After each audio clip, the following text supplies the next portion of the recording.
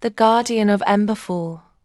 In the quiet village of Emberfall, nestled between the silver-tipped mountains and the deep, dark woods, lived a girl named Elara. She was 16 years old, with a wild curiosity and stormy grey eyes that always seemed to be searching for something just beyond the horizon. Her parents had vanished when she was a child, lost to a fire that no one in the village ever spoke of. Raised by her grandmother, Elara grew up hearing strange tales of magic, hidden creatures and ancient forces that once ruled the land.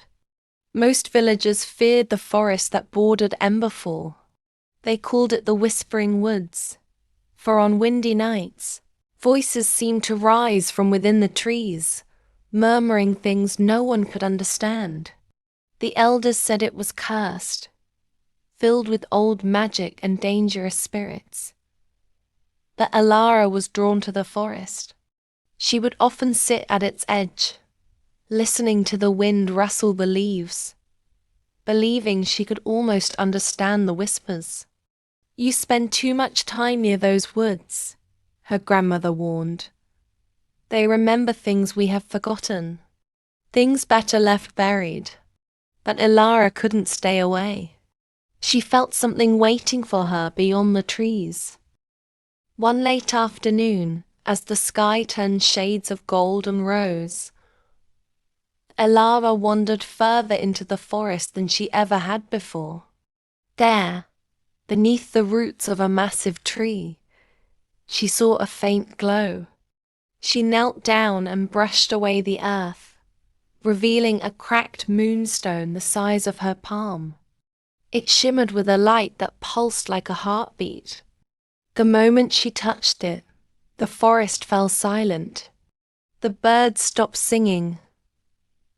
The wind stilled.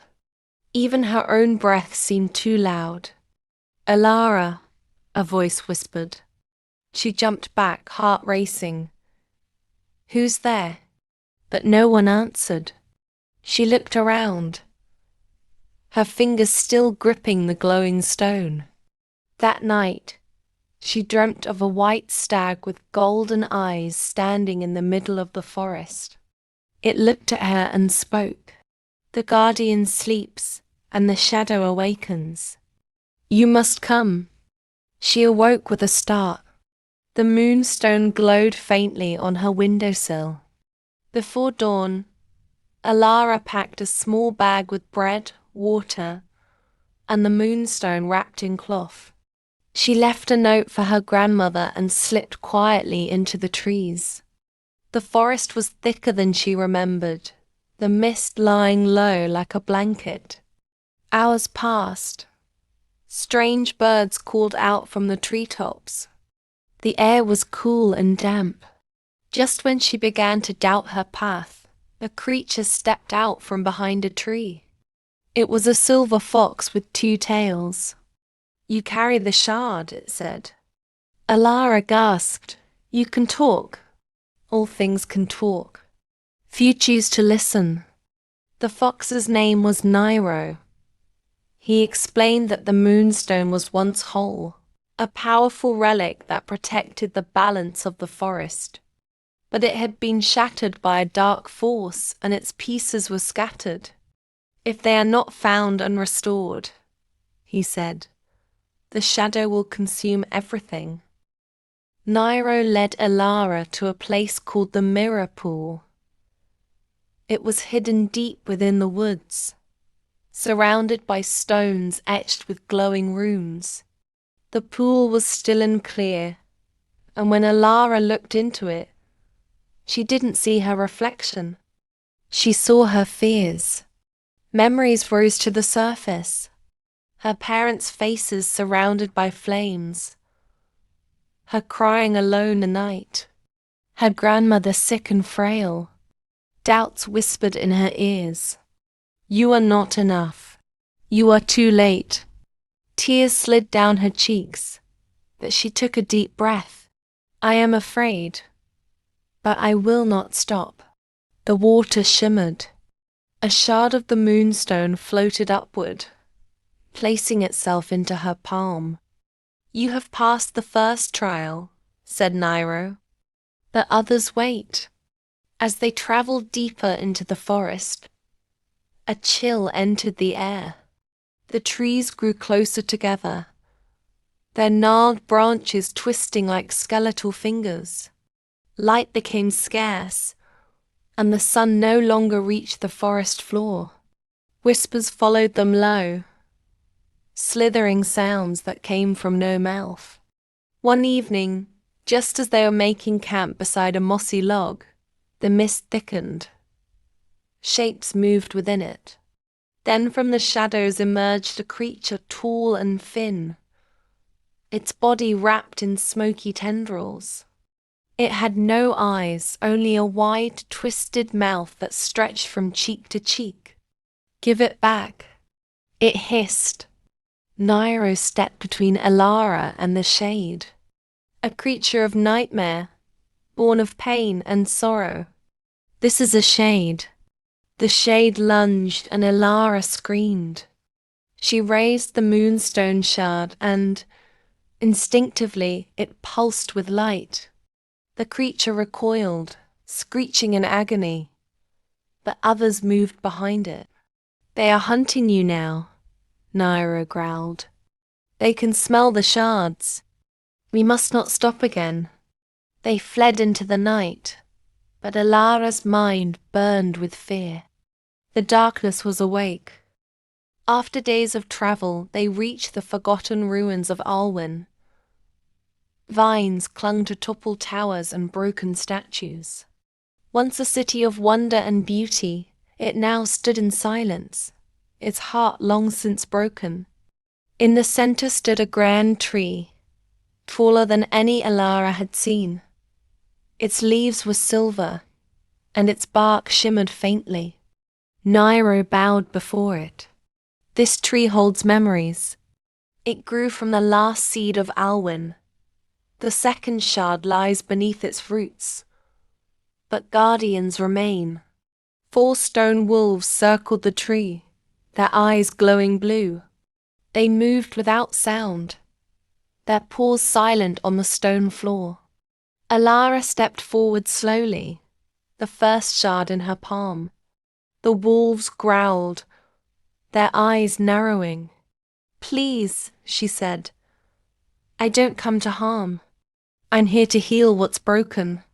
One wolf stepped forward, sniffed her hand, and howled.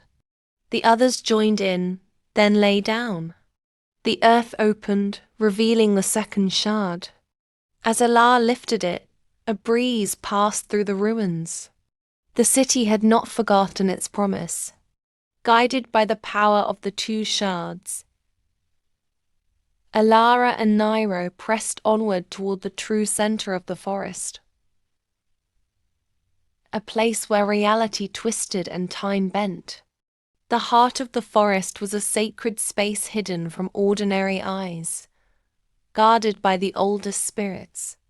Here, the trees were taller than towers, and light fell in ribbons of color. Every sound echoed like a song. Dreams became real, and thoughts could shape the air.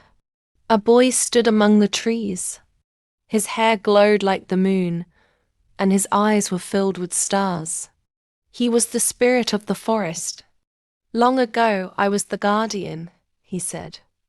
But I failed. I let fear break the stone. Elara looked at him with sadness. You were alone. He smiled gently. Now you are not. He held out his hands, and the third shard appeared, floating between them. The forest believes in you, Elara. Do you believe in yourself? She nodded. As she touched the shard, light wrapped around her. Visions passed of her parents smiling, of her village safe, of the forest blooming. Hope warmed her heart. She was ready. The moment she placed the 3 shards together, the moonstone began to fuse. A soft hum filled the air, but across the forest, the shadow screamed. Darkness poured from the trees like ink. The sky turned crimson, and the wind howled. The ground shook. Dozens of shades burst forth, their forms writhing. They attacked in waves, clawing at the light. Alara stood tall, the moonstone glowing in her hand. Nairo, the spirit boy, and the wolves stood beside her. "We protect the balance," she shouted. A massive form emerged, a beast made of pure shadow, with burning red eyes and wings like torn cloth. It roared, shaking the earth. Elara ran forward. "You are fear, you are hate, but you are not stronger than love." She threw the moonstone into its chest. A blinding light erupted, bursting through every branch, every shadow. The beast shrieked and was gone. Elara awoke under the tree of Aelwyn. Morning light kissed the sky. The forest was alive with songbirds and blooming flowers. The moonstone hovered above her hand, now whole and shining. The spirit boy bowed. "The forest breathes because of you."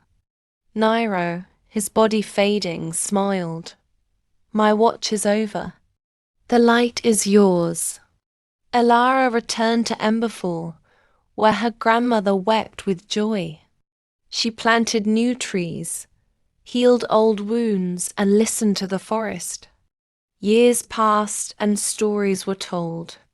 The forest still whispered, but now it whispered her name.